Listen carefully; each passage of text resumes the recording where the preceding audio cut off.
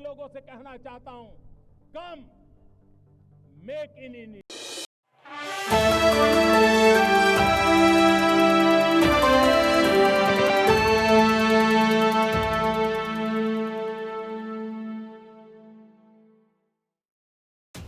Paris और Paralympic में भारत की अवनी लेखना ने शूटिंग में गोल्ड मेडल जीतकर इतिहास रच दिया है। उन्होंने महिलाओं की स्टैंडिंग 10 मीटर एयर राइफल स्पर्धा SH1 में ये स्वर्ण पदक जीता। पेरिस पैरालंपिक में भारत का ये पहला पदक है, यानी कि स्वर्ण पदक है।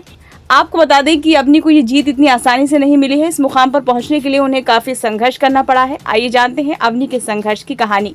वर्ष 2012 में महज 12 साल की उम्र में अवनी लेखरा की जिंदगी उस समय बदल गई जब एक दुर्घटना के चलते उन्हें पैरालिसिस का शिकार होना पड़ा और चलने के लिए व्हीलचेयर का सहारा लेना पड़ा। लेकिन अवनी ने हार नहीं मानी और आगे बढ़ने की ठान लिया।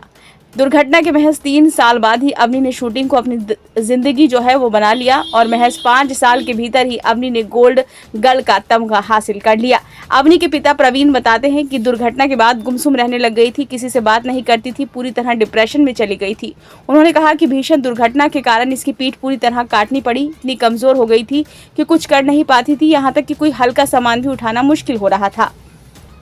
अवनी के माता पिता ने कहा कि 12 साल की उम्र में जब अवनी को पैरालिसिस हुआ तो वो काफी टूट गई थी। उस समय सोचा कि अवनी को किसी खेल से जोड़ा जाए और काफी सोच विचार के बाद मैंने इसे शूटिंग में हाथ आजमाने को कहा। अवनी के पिता ने कहा कि शूटिंग में पहली बार तो इससे गन तक नहीं उठी थी, मगर आज उसकी इसी वजह से टोक्यो पैरालंपिक के पोडियम पर राष्ट्रगान गूंजेगा। खेल के साथ ही अपनी पढ़ाई में भी काफी होशियार हैं।